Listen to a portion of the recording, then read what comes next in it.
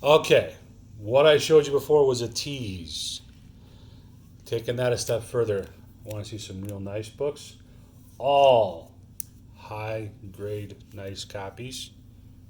We're going to start with that one, number 94. Unfortunately, I do not have Giant Size X Men 1. That is the dream, the ultimate book someday to get. Maybe one day, maybe not.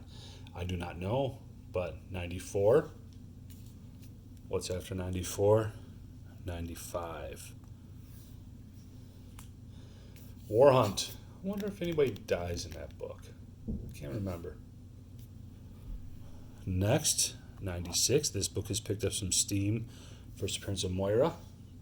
Moira McTaggart, to be more specific. Again, these are all high grade copies. 97. It's a good cover. Havoc and Cyclops. 98. Look who's back. The Sentinels. That book was a while for me to get the right copy. 99. And after that, you have one of the iconic, very cool covers. 100. After 100, you cannot go wrong with 101. Again, these are all high grade. That book there is at least a 9.0. It is a beautiful, beautiful copy. Now, you might ask why none of the books are graded. I'm not very big into grading because I know it's subjective. I know it's important. Truth of the matter is, I probably should grade a nice chunk of these. I just haven't. Maybe someday. Also, we're looking at paying, $40 or more a book. That can get quite costly too.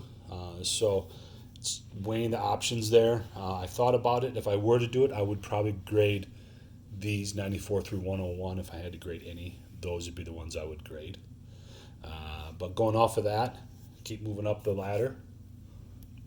102. Nice classic Juggernaut and Colossus cover. 103. If I'm not mistaken, first time you hear the word Logan in any book is in 103.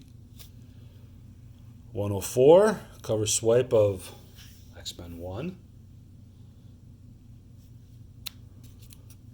105. You're sensing a pattern, you might be by now. So you can predict that next will be 106. After that, we're going to open up to some Star Jammers here with 107. Open up to first John Byrne work is 108. Take it on to 109, Weapon Alpha.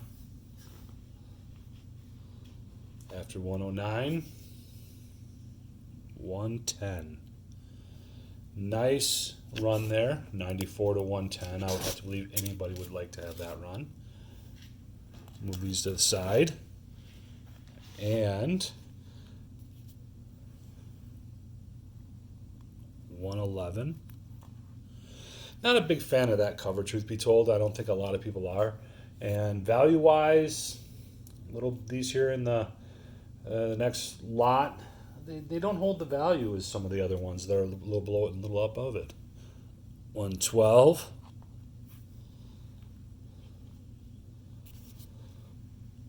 113.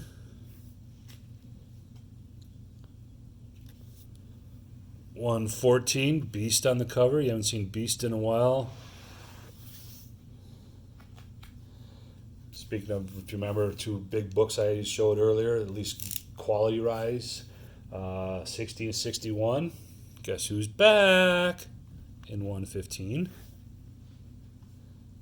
First time you hear about Wolverine's healing powers happens to be in 116. Keep going up the lot. 117.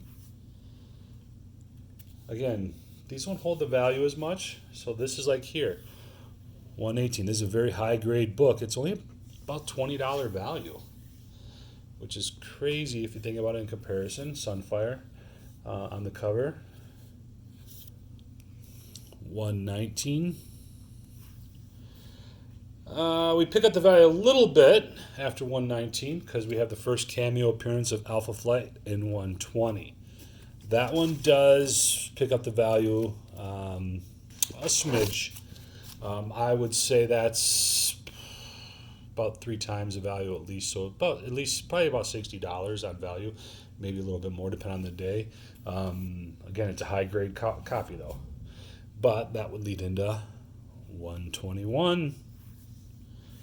And if I am not mistaken, this 122 is the first X-Men book that is a direct edition availability.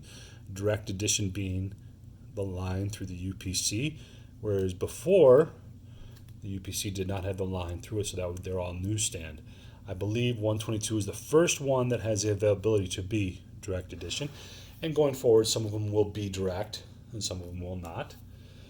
123 with Arcade.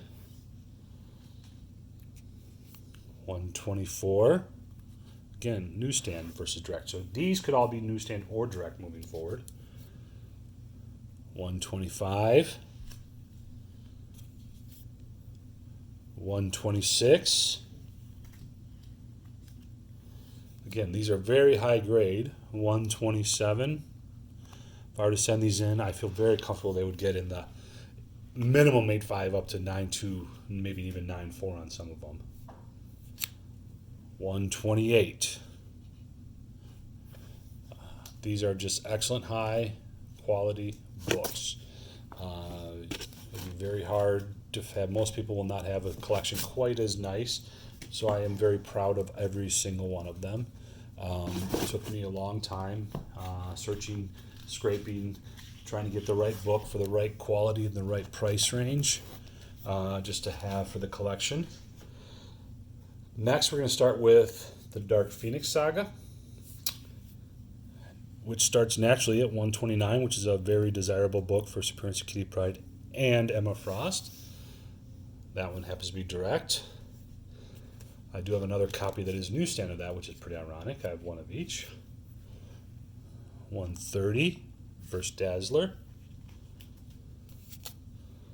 131, again, we're in the Dark Phoenix Saga. 132. And probably one of the most classic covers you'll ever see, 133. Very popular cover. Now, the first appearance of the Dark Phoenix is in 134. Very cool cover is 135, in my opinion, the way Dark Phoenix is crushing the X-Men. Then 136. Phoenix will have to die sometime if you know the story, which happens in 137, and that's a very nice copy. This is a giant size issue, and you can see where the square bound is all on the side, not rolling over. 138.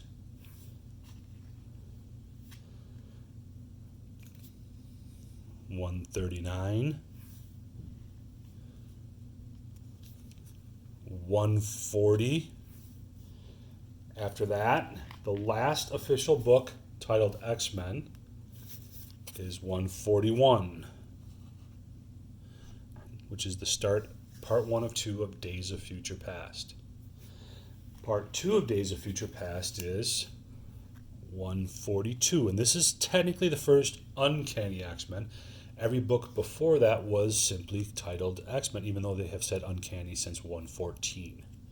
Now, Days of Future Past is an iconic story, exceptional, and one of my favorites of all time. So, I happen to have a newsstand variation for the 141 and 142, but it's so good. I have a nice high-grade 141 direct edition That is probably that's definitely in my top 5 covers of all time for X-Men for sure. Ironically, a 142 direct as well.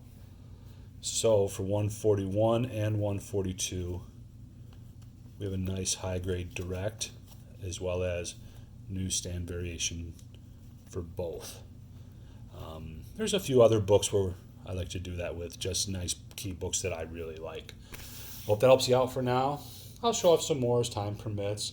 Just want to get some feedback, show some X-Men. I'll show some other books that are really cool that I have as well as time goes on. Thank you very much. Enjoy yourself. Bye now.